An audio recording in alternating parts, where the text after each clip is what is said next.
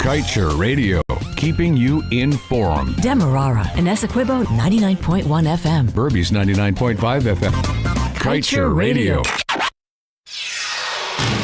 This is the news on top of the hour. Live from our studio in Georgetown. Kaieteur Radio, 99.1 FM.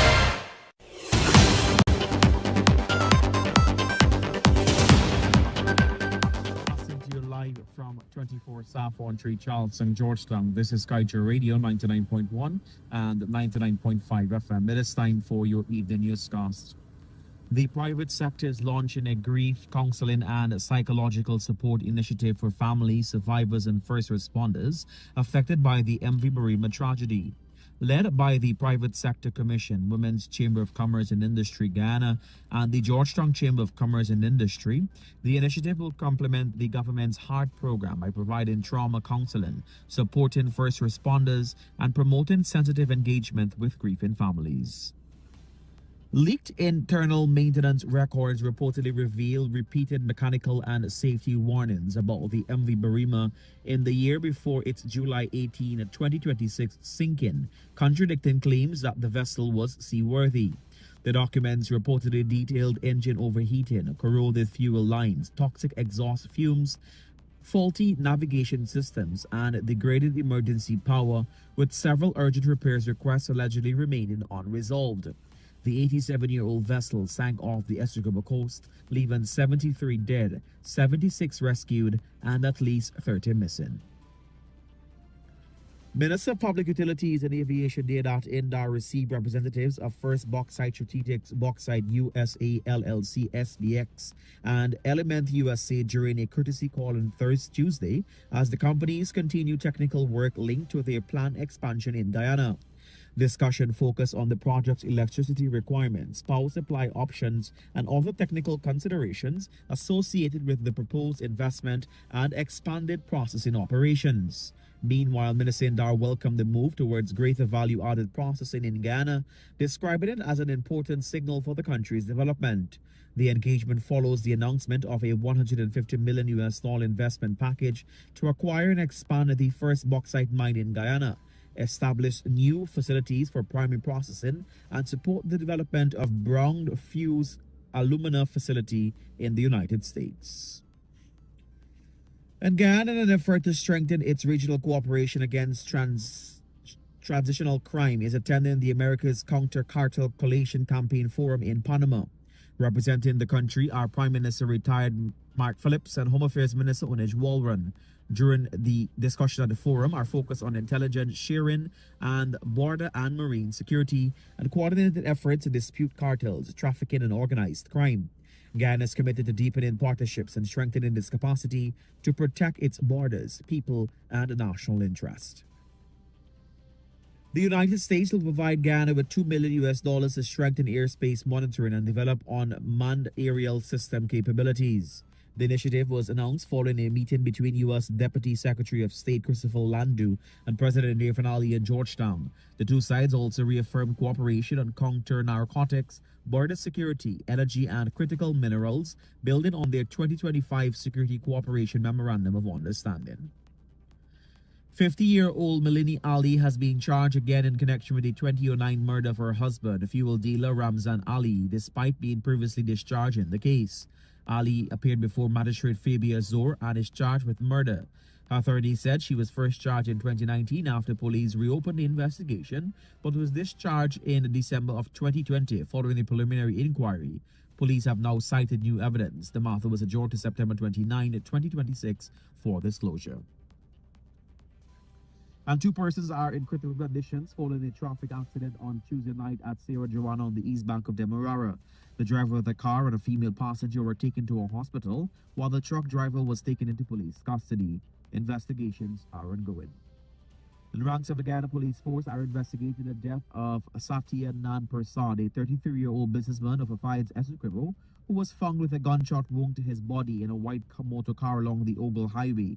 Police have recovered CCTV footage from the area as investigations continue into the circumstances surrounding his death. And firefighters from Lenora And the Parika Fire Stations quickly extinguished a fire at the supermarket on Metamerzor Public Road, West Coast, Demerara early this morning. The coordinated response prevented the blaze from spreading and limited damage to the property. Investigations are ongoing to determine the cause of the fire. And regionally and world news, President of the Jamaica Senate King's Council, Tom Finson, says it will be extremely reckless for Jamaica to commit to the Caribbean Court of Justice as its final appellate court, given the turmoil currently griping the institution. And in sports, the Barbados Trident posted 206 for 3, led by Brandon King's 73 and Shafeen Rutherford's unbeaten 50. Jamaica Kingsmen fought back with Andrew Russell's explosive 68 that included 9 sixes. Unfortunately, they finished on the 201 for 9, giving the Tridents their first win in the series. Daniel Stam started with 4 for 20 for the Tridents. And that's the news to the moment.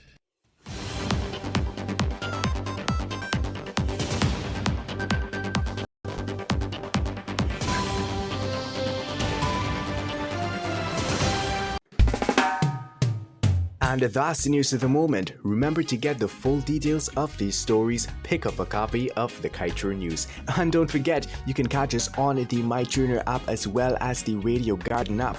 You can also keep up to date by liking our Facebook page at Kaieteur Radio and subscribing to our YouTube channel, Kaieteur Radio Livestream. Oh, also catch our stream at www.kaieteurnewsonline.com/radio. Gentlemen, it's time to step your game up. Introducing the Gentleman's Edge Collection by SZZ. Body sprays, body creams, and shower gel. Bold, sophisticated, magnetic. This thrill keeps you fresh, smooth, and irresistibly confident all day long. Make your mark with the Gentleman's Edge. Available at Beatus Footwear, at Bounty Supermarket on Water Street, Mattai's on Water Street, and other leading resellers countrywide. Smell elite. Feel unstoppable with the Gentleman's Edge by SZZ. Do you have a lucky number? Then try Digital Wiggle. Choose any number from 0 to 32 and watch your winnings come to life. With hourly draws, your chance to win is always high. Visit our website at www.superbet.gy to learn more about this game. Must be 18 years and older. Play responsibly. Superbet, your best bet. Want glowing, youthful skin? Discover the TL Brightening Serum. 100% organic, made with turmeric extract. Soothing, hydrating, and rejuvenating. It's the perfect step to brighten your skin naturally. Get yours now at Pena's Footwear on Regent Street, Georgetown. Radiant skin is just one step away. Get the TL Brightening Serum today.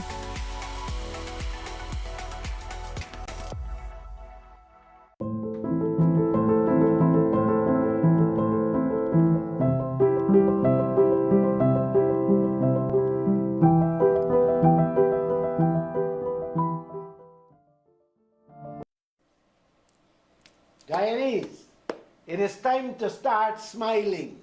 More oil money will begin to flow our way. And don't take Glenlal words for it. ExxonMobil said it. The company proudly told its shareholders about breaking records, recovering its $55 billion US investment in Guyana 2 years ahead of schedule, and indicated that under the contractual arrangements, more money will now flow to Guyana. You hear that? Don't rush past those words. Read them again. Listen to them carefully. More oil money flowing to Guyana. This is not some little piece of oil news that was thrown in a corner and forgotten. This news item was reported by news organizations around the world and is being discussed in the boardrooms of major business and financial institutions across the globe. In other words, the oil companies are saying that the days of Guyana receiving that 12.5% profit share are over. We have now reached the stage where the contractual arrangement should kick in as agreed to. 50% profits for Guyana. Let's all smile. No more 12.5%. No more crumbs from the table. We are talking about the full 50% profit share agreed to in that contract. Think about what that could mean for this country. Think about what that could mean for every Guyanese family after all the waiting, after all the sacrifices, after all the billions of dollars in oil that have already left our shores. Guyana is finally here. Yes. Now, after hearing news like that, one would naturally expect the leaders of Guyana, especially Barra Jagdeo, the former president who has been given full control over our oil sector, to be among the first to celebrate this new development. You would expect him to come immediately before the nation with a big smile and say, Guyana, the moment we have been waiting for has finally arrived. We have paid off all Exxon's investments, and under the contract deal, much, much more money will be coming our way. The struggles so many of you have been going through and the loans the country has been taking will finally come to an end. Yes. You would expect an announcement like that with excitement in his voice. You would expect the numbers to be laid before the nation. So much more money will come, and when it will start to flow in the pockets of the nation.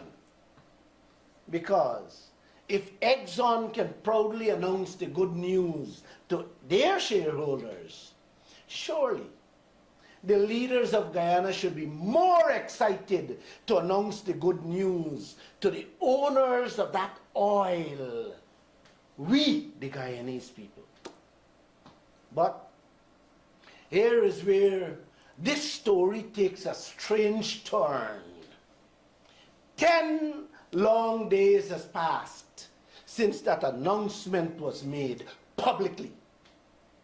Not a single word from Barra Jagdeo, not a word from President Ali or the minister responsible for the oil sector. Silence. Total silence. So I have to ask, why? And what they have up their sleeves for this indebted and starving nation. Why is the oil companies comfortable telling their shareholders what has happened in Guyana, while the Guyanese people are still waiting on their own leaders to explain what's going on? Doesn't that troubles you? Because if this development means what we have been told, which is more money coming to Guyana, then this should be one of the biggest announcements coming out of the government. We shouldn't have to drag this information out of them. The president should be speaking. The vice president should be speaking. The finance minister should be speaking, laying the numbers before the nation and saying, people of Guyana, here is what has changed. Here is how much more we expect to receive. Here is when we expect to receive it. And here is what it means for you and your families. But instead, 10 days have passed and no word from any one of them. Help me understand that. Help the Guyanese people understand how a development of this magnitude can be discussed internationally while the people who own the oil are still waiting for answers at home. Look at the reality of this country, people. A country carrying billions of US dollars in debt. A country where too many people are struggling with the cost of living. Families stretching salary from month to month, pinching on food. Young people leaving in desperation for other countries in search of a better life. Pensioners counting every dollar before deciding what they can afford at the supermarket or the pharmacy. And now comes this news saying more money have to come Guyana's way from that oil. And yet, the people are hearing nothing from their own leaders, both government and opposition. Come on, Guyana. Come on. At some point, silence cannot continue to be your answer. If the leaders cannot break their silence and put the numbers on the table for us to see, then it is time for you to find your voice. Because this is our oil. This is our wealth. This is our children's inheritance. And this is the time where we all can enjoy some of it and transform the entire country. Please, I beg you, let's don't waste it. Don't sleep through it. And above all, don't remain silent through it. Speak up. Not because Glenn Lal is asking you to. Speak up because you love your children. And that moment has arrived. Their future, when you look back at what I have said, is at stake. The future of this entire nation is at stake. So my brothers and sisters, like I said, silence can no longer be our answer. Speak today so our children can have a better tomorrow. This is a message from Glenn Lal. Please like, share, and follow me for more.